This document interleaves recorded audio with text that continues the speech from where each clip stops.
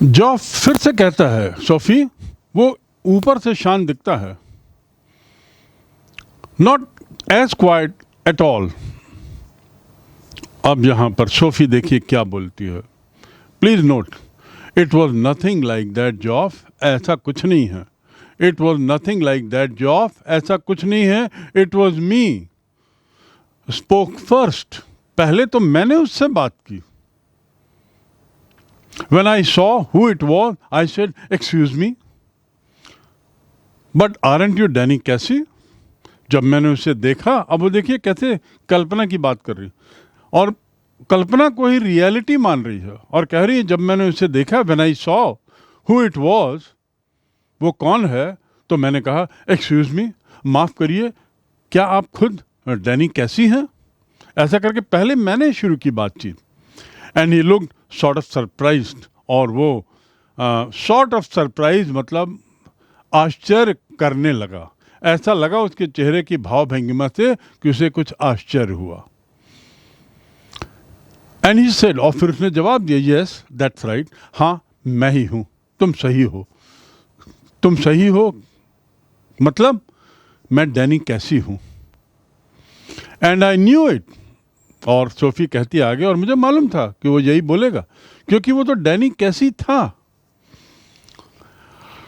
I knew it must be him because he had the accent, you know, like when they interviewed him on the television. क्योंकि उसका उच्चारण वैसे ही था, accent मतलब उच्चारण, उसका उच्चारण वैसे ही था जैसे टेलीविजन में अपन ने देखा था, मालूम है ना, याद है ना। And he looked a sort of surprise and he said, yes that's right. ऐसा किसने कहा? डैनी कैसी ने। And I knew it must be him, मुझे मालूम था ये वही है, because he had the accent, you know, like when they interviewed him on the television. उसका एक्सेंट वैसे ही था, उच्चारण जैसा टीवी में था। याद है ना तुमको? यू नो मतलब याद है ना तुमको। So I asked him for an autograph for little Derek, और जब उसने कहा कि वो कैसी है तो मैंने उसे ऑटोग्राफ के लिए कहा। ऑटोग्राफ मतलब क्या होता है आपको याद होगा ना। ऑटोग्राफ लेते हैं हम लोग बड़े बड़े लोगों की, सेलिब्रिटीज़ की, ऐसे लोगों की जिसको हम बहुत पसंद करते हैं, प्रसिद्ध लोग हैं, उनके पास जाकर हम उनसे ऑटोग्राफ लेते हैं क्योंकि ऑटोग्राफ बाद में बड़े कीमती हो जाते हैं। तो यहाँ मैंने उससे ऑटोग्राफ मांगा, ये सोफी कह रही है। And I asked for autograph, और किसके लिए मांगा? अपने छोटे भाई डेरेक के लिए जिसको शौक था। But neither of us had any paper और पेन, लेकिन ना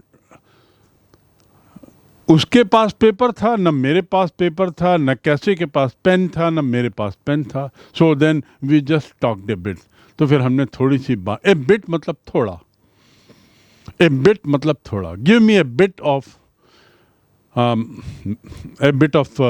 paper, A bit of ideas, मुझे थोड़े विचार तो दो। Bit of time, give me A bit of time, मुझे थोड़ा समय तो दो। तो यहाँ पर जब ना कागज़ मिला हमारे पास, न उसके पास, न पेन मिला उसके पास, न हमारे पास, तो हमने थोड़ा सा बात की। But neither of us, now neither मतलब किसी के पास, किसी के पास नहीं, किसी के पास नहीं का अर्थ होता है नाइदर। नाइदर के साथ नॉर आता है और आइदर के साथ और आता है। यहाँ नाइदर था, ना उसके पास ना मेरे पास। सो ना उसके पास कागज पेन था ना मेरे पास कागज पेन था, तो हमने क्या किया, कुछ समय बात की।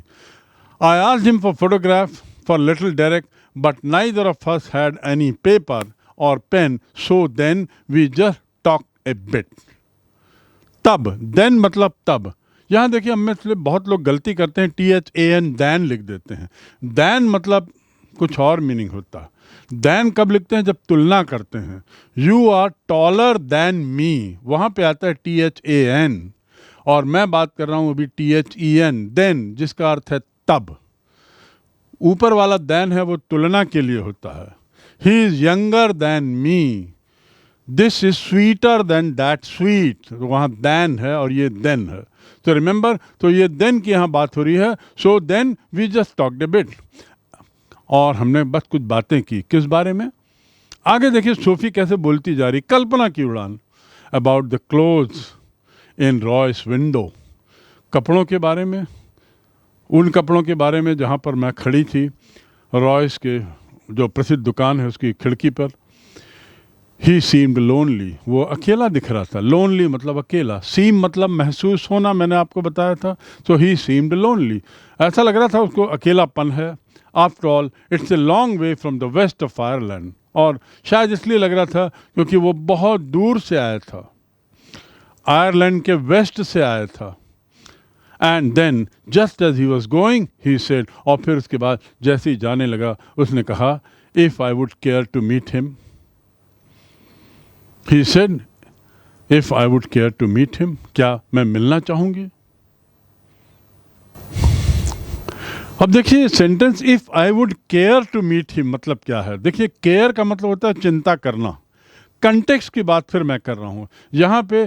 Do you care to call me, क्या तुम मुझे बुलाओगे। वहाँ पे केयर मतलब चिंता नहीं है। तो यहाँ पर भी if I would care to meet him, तो इसका मतलब क्या हुआ, क्या तुम मुझसे मिलना चाहोगे। If I would care to talk to you, क्या तुम मुझसे बात करना चाहोगे। If I would care to go to Bombay to meet my ailing friend, क्या तुम अपने मित्र से जो बीमार है बम्बई में उससे मिलना चाहोगे। तो यहाँ केयर का मतलब चिंता नहीं है। टू केयर मतलब चिंता करना। टू केयर मतलब किसी की सेवा शुश्रूषा करना, पर यहाँ पे दोनों मीनिंग नहीं है। आई केयर फॉर यू मतलब मैं तुम्हारी चिंता करता हूँ, मैं तुम्हारा ख्याल रखता हूँ, मैं तुम्हारी सेवा शुश्रूषा करता हूँ। देखिए 3 अर्थ हो गए, लेकिन यहाँ पर एक चौथा अर्थ है, if I would care to meet him, क्या तुम मुझसे मिलना चाहोगे। ये कौन पूछता है। सोफी का कहना है ये उसे कैसी ने पूछा कि क्या तुम मुझसे मिलना चाहोगे, would you care to meet me. So we have a series of questions from this chapter, and why so, just because there has to be certain questions which are short and some which are long. Most of the questions are short in nature. That is because there is conversation. The story moves mostly with conversation. बातचीत के साथ साथ कहानी आगे बढ़ती है, तो वो बातचीत को आपको समझना है, किसने कहा है ये समझना है, और उसकी अंडरस्टैंडिंग के लिए ये क्वेश्चंस हैं। So let's move with the first question. Where was it most likely that the two girls would find work after school? ऐसी क्या संभावना थी, कहाँ संभावना थी कि स्कूल के बाद ये 2 लड़कियों को काम मिलेगा। ऐसे कौन से स्थान थे जहाँ वो काम कर सकती थी। You remember in the very first paragraph, Jency says something. And Jency feels that both of us are likely to go to the biscuit factory, maybe because of traditional family work. And so the biscuit factory is the answer. Now you write complete sentences. Don't just write biscuit factory. So unless and until in English you write complete sentences, you won't learn proper communication skill or language. Next question is, what were the options that Sophie was dreaming of? Options मतलब choice. ऐसे कौन से विकल्प थे जो Sophie कल्पना कर रही थी। Why does Jency discourage her from having such dreams? So it's a question with having 2 sub-questions. In the first part, you have to write down the options. And the options were that she had was, one was opening a boutique, and second was herself being film actress. But why was Jency against it? She discouraged her. To discourage मतलब हतोत्साहित करना. Why did Jency discourage her? Because of the money factor. Because of the money factor. She said that all these plans look nothing but imaginary. उसने जेंसी ने Sophie को समझाया कि ये सब कल्पना की उड़ान कर रहे हो. It needs a lot of money. And plus many other things. केवल पैसा होने से ही मैं एक्ट्रेस नहीं बन जाती. Then I need to have talent also, communication skill also and so. Third question, why did Sophie wriggle? Why did Sophie wriggle when Joff told her father that she had met Danny Casey? क्यों वो थोड़ा सा छटपटाई? क्यों उसकी body language में थोड़ा सा छटपटाहट दिखी जब जॉफ ने सोफी के फादर को या अपने फादर को ये बताया कि सोफी डैनी कैसी से मिली है? You have to answer, and the answer will be somewhere that she got frightened. घबरा गई. She got frightened. वह थोड़ी घबरा गई. And because she got frightened, she felt that father will get angry. Father will rebuke her. He will get annoyed. वो डर गई थी. Question number 4. Does Joff believe what Sophie told about her meeting with Danny Casey? Now here is the question 3. Does Joff believe? So the answer has to start with the word Joff did not believe or Joff believed. So what's your answer? Does Joff believe what Sophie said about her meeting with Cassie? And obviously, you know for sure that Joff did not believe. And then you have to mention why he did not believe. What was the purpose? What was the way that he adopted to explain that he did not believe her? Question number 5. Does her father believe the story? क्या Sophie के पिताजी ने कहानी पे विश्वास किया? You remember when Joff told her father or his own father, what was father's reaction? That reaction you have to describe in your own word. This questioning or the questions which are put across to you here are in sequence so that you also move along with the story by answering these questions.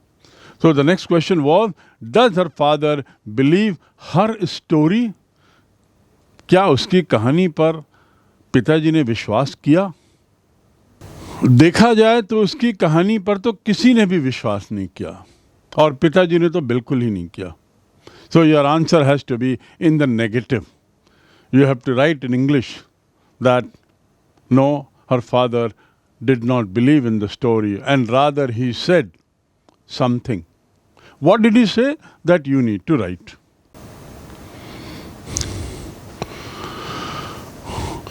Sophie ऐसा कहते हुए अपनी बात जारी रखती है और फिर से कहती है कि कैसी ने कहा कि if you care to come next week he would give me an autograph. If you care to come मतलब यदि तुम अगले सप्ताह आओगे तो मैं ऑटोग्राफ दे दूंगा. यहाँ केयर शब्द का मीनिंग देखिए फिर से. चिंता नहीं है, परवरिश करना नहीं है. केयर टू कम मतलब यदि तुम अगले सप्ताह आने की परवाह करोगे तो मैं ऑटोग्राफ दे दूंगा. Of course I said I would. मैंने कहा अरे वाह, मैं बिल्कुल आऊँगी, मैं आ सकती हूँ और आऊँगी. I said I would as if he would ever show up. Geoff जो उसका भाई हो तुरंत बोलता है ऐसा बोल रहे हो मानो वो आएगा, तुम ऐसी बात कर रहे हो. एज इफ मतलब मानो, मैंने पहले भी बताया था. As if he would show up. You do believe me now. तुम अब मुझे विश्वास करो. विश्वास करते हो, डोंट यू? क्या तुम अब मुझ पर अभी भी विश्वास नहीं कर रहे हो? अब तो मुझ पर विश्वास करते हो? ऐसा सोफी ने जॉफ को कहा. ऐसा सुनते ही जॉफ dragged his jacket, which was shiny and shapeless. जॉफ ने अपना जैकेट निकाला, खींचा. ड्रैग करना मतलब खींचना. वो चमक रहा था, चमकदार जैकेट था और अस्त व्यस्त रखा हुआ था तो थोड़ा शेप उसका मुड़ गया था जैकेट का. from the back of the chair and pushed his arms into it. कुर्सी के पीछे जो जैकेट रखा था उसको निकाला जो चमक रहा था और उसमें अपना दोनों हाथ डाल दिया. She wished he paid more attention to his appearance. उसने मन ही मन सोचा कि अपने चेहरे को के लिए वो ज़्यादा ध्यान दे. चेहरा मतलब अपीयरेंस जो दिखाई देता है उसके लिए वो ज़्यादा ध्यान दे. कैसा दिख रहा है? Wished he cared more about his clothes. और उसने कहा काश वो अपने कपड़े की ज़्यादा चिंता करे, कपड़े के लिए सतर्क रहे. He was tall with a strong dark face. वह ऊंचा था, बहुत ऊंचा था और चेहरा बड़ा काला था लेकिन बड़ा सॉलिड फेस था, मजबूत था. हैंडसम शी थॉट, बड़ा हैंडसम. जॉफ जैकेट उठाते हुए जब निकलता है तो एक और ताना मारता है और कहता है it is the unlikeliest thing that I ever heard. ये बिल्कुल असंभव वाली बात है जो मैंने कभी सुनी है. आई हैव एवर हर्ड, जो मैंने कभी सुनी है, एक असंभव वाली बात सुनी है. He said and pushed of, और निकल गया. यहाँ से अब एक घटनाक्रम बदलता है, सिचुएशन बदलती है. पहली सिचुएशन में सोफ़ी घर के अंदर आती है और कमरे के अंदर सब लोगों के सामने बातचीत होती है, वो था. दूसरे सीन में सोफ़ी और जॉफ के बीच में जो बातचीत होती है वो है. अब यहाँ देखिए क्या होता है. On Saturday they made their way for weekly pilgrimage to watch United match. हर शनिवार की तरह इस शनिवार को भी वे लोग वीकली पिलग्रिमेज मतलब होता है वैसे तीर्थ यात्रा. यूनाइटेड तो क्लब का नाम था, फुटबॉल क्लब का. तो ये लोग हर शनिवार को फुटबॉल क्लब का मैच, वो यूनाइटेड क्लब का मैच देखने जाते थे, फुटबॉल का मैच. तो हर बार की तरह इस बार भी दे मेड वीकली पिलग्रिमेज, एक तरह की मानव तीर्थ यात्रा जैसा हुआ करता था. नियम से हर शनिवार को यूनाइटेड का मैच देखने जाना, ये एक उनके जीवन शैली का एक हिस्सा थी. और आयरलैंड और इंग्लैंड में आज भी जो लोग फुटबॉल के दीवाने हैं वो बड़े नियम से समय निकाल कर कुछ भी हो जाए फुटबॉल देखने जाते हैं, अपने अपने फेवरेट क्लब्स के मैचेस खासकर. तो इस बार यहाँ पे अब सीन है फुटबॉल ग्राउंड का. On Saturday they made their weekly pilgrimage to watch United. Sophie and her father and little Derek went down near the goal post के पास फुटबॉल ग्राउंड में, वहाँ वो लोग बैठ गए, सोफी, फादर और डेरेक. और जहाँ तक जॉफ की बात थी, Geoff as always went with his mates higher up. वो और ऊंचाई पे बैठ गया अपने दोस्तों के साथ. मेट्स माने फ्रेंड्स, क्लासमेट, बैचमेट, टीममेट, तो टीम से जुड़ा हुआ. तो जॉफ के जो मित्र थे उनके साथ जॉफ ऊपर जाके बैठ गया. यूनाइटेड 1-2 एंड कैसे drove the second goal. United ने ये मैच 2-0 से जीता और कैसे ने उसमें दूसरा गोल किया. ही ड्रोव, ड्राइव से बना ड्रोव. देखिए ड्राइव करना मतलब कार चलाना, पर यहाँ ड्रोव का मतलब है बॉल को चला देना गोल पोस्ट के अंदर. So United 1-2 and Casey drove in the second goal, a blend of innocence and Irish. Blend मतलब मिक्सचर, बहुत अच्छा मिक्सचर. किस चीज़ का मिक्सचर? इनोसेंस, सरलता, सिंप्लिसिटी. बड़े सरल तरीके से उसने गोल किया और आयरिश ब्लड था जो उसमें बिल्कुल साफ दिख रहा था. आयरिश खिलाड़ियों का जो अपना तरीका होता है आयरलैंड का, वो उसमें झलक रही थी. उसकी एक झलक थी और एक इनोसेंस भी था, सरलता थी, सहजता थी. इनोसेंस मतलब सहजता, सरलता. So that was a blend of innocence. Blend मतलब mix. Going round the two big defenders on the edge of the penalty area.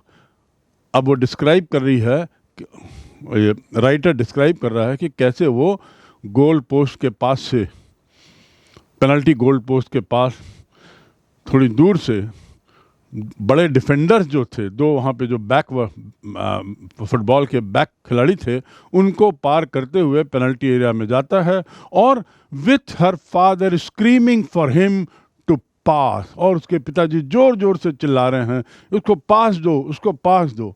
ये फुटबॉल का उत्साह रहता है। आप फुटबॉल की वीडियोस देखेंगे, लाइव फुटबॉल मैच देखें, खासकर यूरोपियन फुटबॉल, ब्रिटिश फुटबॉल, आप देखेंगे कि खेल कूद का दीवानापन, फुटबॉल क्यों दुनिया में इतना ज़्यादा प्रसिद्ध है, उसका ये नमूना है। और ये कहानी में जो विवरण है बड़ा अच्छा है।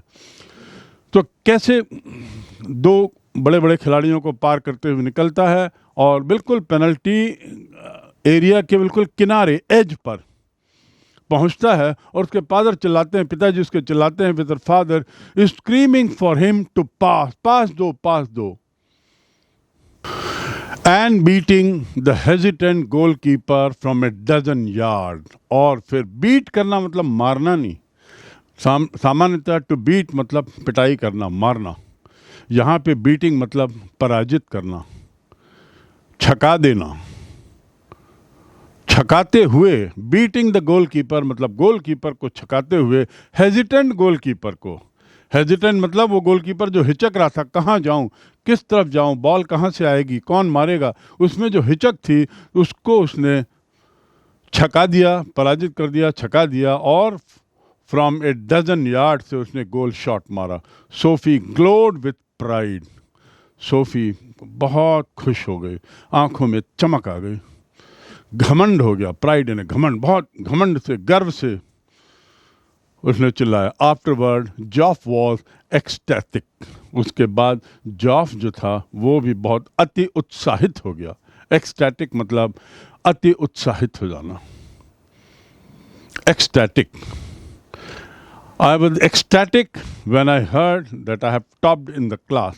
मैं बहुत ज़्यादा खुशी से उछल गया जब मुझे मालूम पड़ा कि मैं कक्षा में पहला आया हूँ। एक्सटैटिक का ये मीनिंग, खुशी से उछल पड़ना, बहुत ज़्यादा खुशी से उछल पड़ना। I wish he was an Englishman, Sophie said on the bus. Sophie ने बस में कहा, काश, किसी ने कहा, सोफी ने नहीं कहा, someone said in the bus, काश वो इंग्लिश मैन रहता, मतलब हमारी टीम का हिस्सा होता, क्योंकि बस में इंग्लिश क्लब के फैंस भी बैठे हुए थे। Ireland will win the World Cup, little Derek told his mother when Sophie brought him home. जब सोफी बस से उतरी डेरेक को लेकर और घर के अंदर गई, तो माँ को बोलता है डेरेक कि आयरलैंड वर्ल्ड कप जीतेगा मम्मा, Ireland will win the World Cup, ऐसा डेरेक कहता है। ये लोग सब आयरलैंड के फैन थे। Her father was gone to the pub to celebrate. और चूंकि आयरलैंड 2 गोल से मैच जीता था, सोफी के पिताजी बस से उतर के एक पब चले गए थे। What is a pub? A pub is a public शराब खाना, ऐसा शराब खाना जहाँ पर लोगों को शराब सर्व होती है और पीते हैं। तो वहाँ चले गए खुशी में, क्योंकि ये वेस्टर्न कल्चर का एक हिस्सा है। They take wine and beer, so that's how he went there, nothing unusual about it. And so वो वहाँ चले गए और सोफी और ये उतरते हैं, डेरेक, जॉब भी उतरता है। What is this you have been telling? Jancy said, next week. अब देखिए कहानी थोड़ा मोड़ लेती है। जैंसी जो उसकी फ्रेंड थी, वो उससे मिलती है और पूछती है, तुम क्या बातें कर रहे हो लोगों को? अगले वीक मिलती है, तब बोलती है, क्या बोल रहे हो? What is this you have been telling? तुम ऐसा क्या बोल रहे हो? तो सोफी ने कहा, क्या, किस बारे में? About what? तब जैंसी कहती है, your Geoff told our Frank you met Danny Casey. तुम्हारा जो भाई जॉफ है उसने हमारे फ्रैंक को कहा कि डैनी कैसी से तुम्हारी मुलाकात हुई है। तो क्या ऐसा तुम बोल रहे हो लोगों को? दिस वॉजंट एन इंक्विजिशन, ये कोई परीक्षण नहीं था। इंक्विजिशन मतलब परीक्षण, ये कोई इंक्वायरी नहीं थी, परीक्षण नहीं था। जस्ट जैंसी बीइंग नोजी, जैंसी केवल एक चाह रही थी, एक बात को समझने के लिए थोड़ा सा उतावला होकर वो उत्साह में पूछ रही थी कि अरे क्या सब चल रहा है, क्या कहानी चल रही है कि तुम कैसी से मिले और कैसी ने तुमको ऐसा कहा कि ऑटोग्राफ देंगे, ये क्या सच है क्या? तुमको किसने बताया? जैंसी ने पूछा, सोफी ने पूछा। तो जैंसी ने कहा, मुझे तो फ्रैंक ने बताया। ऐसा सुनने पर सोफी बोलती, ओह ऐसा हुआ क्या? वो चौंक गई। Sophie was startled. To get startled means चौंक जाना। टू स्टार्टल मतलब चौंका देना, और टू गेट स्टार्टल्ड मतलब चौंक जाना। I was startled suddenly when I saw a big speed breaker और समथिंग। आई वॉज स्टार्टल्ड, मैं चौंक गया एकदम। Suddenly A boom sound came and I was startled. एक अचानक जोरों की आवाज़ आई तो मैं चौंक गया। तो वो स्टार्टल्ड है। To get startled, to be startled. तो सोफी वॉज स्टार्टल्ड। ओह ऐसा हुआ क्या? Oh that this wasn't an inquisition. मैंने आपको बताया ना, ये कोई जैंसी की तरफ से परीक्षण नहीं था, वो तो केवल उतावलेपन में पूछ रही थी। जैंसी फ्राउंड। फ्राउंड मतलब उसके चेहरे में फिर झुर्रियाँ, उसके रिंकल्स आ गए। फ्राउन करना, त्योरियाँ चढ़ा लेना। फ्राउन करना मतलब अपनी त्योरियाँ चढ़ा लेना। Jancy frowned sensing she was covering. उसको लगा, टू सेंस मतलब लगना, महसूस करना। टू कवर अप मतलब किसी चीज़ को छुपाने की कोशिश करना, कवर करना। तो उसको लगा कि सोफी कुछ बात छुपा रही है। She was sensing, she sense that Sophie was covering. तो जैसे उसने कहा, ओह दैट, तुम उसकी बात कर रहे हो? जैंसी ने कहा, हाँ yes I am talking about that, उसी की बात कर रहा हूँ। तो सोफी अंत में कहती है, वेल यस आई डिड। हाँ मैंने कहा है लोगों को, मैंने बताया है। यू नेवर डिड, लेकिन तुमने तो हमें नहीं बताया। जैंसी एक्सक्लेम्ड। टू एक्सक्लेम मतलब आश्चर्य व्यक्त करना। जैंसी ने आश्चर्य व्यक्त करते कहा, तुमने तो हमें कभी नहीं बताया। लेकिन you never told me, you never did. Sophie glared at the ground. जब ऐसा जैंसी ने कहा तो सोफी ग्राउंड की ओर देखने लगी। ग्लेयर मतलब आंख खोलकर, भौचक्की होकर थोड़ा सा जमीन की ओर देखने लगी। Dam that जॉफ। डैम मतलब बुरा कहना। Dam with him, dam with that fellow. DAMN और उच्चारण है डैम। ना जो है साइलेंट है। तो डैम विथ दैट जॉफ। और जॉफ के बारे में बुरा भला कहने लगी। क्यों? क्योंकि उसको मालूम हो गया कि जॉफ ने ही ये बात बताई होगी कैसी के बारे में। उसका जो भी कल्पना की उड़ान थी उसको जॉफ ने बताया होगा। तो उसने जॉफ को बुरा भला कहना शुरू किया। Jam with Geoff. This was a Geoff thing not a Jancy thing. ये तो जॉफ की बात थी, जैंसी की बात नहीं थी। ये अब सोफी फिर सोचने लगी, बुरा भला कहते हुए सोचने लगी, जॉफ ने क्यों बता दिया? तो जॉफ की बात थी, जैंसी से इसका कोई लेने देना नहीं। It was meant to be something special just between them. ये तो मेरे और जॉफ के बीच कुछ स्पेशल बात थी और किसी के लिए बात नहीं थी। फिर जॉफ ने क्यों बता दिया? ऐसा करके वो फिर परेशान होने लगी। Something secret. ये तो ऐसी बात थी जो मेरे और जॉफ के बीच की थी, मेरे और जॉफ के बीच का सीक्रेट था। तो उसको उसने लीक क्यों कर दिया? दूसरों को क्यों बता दिया? ऐसा करते हुए वो भला बुरा कहती है।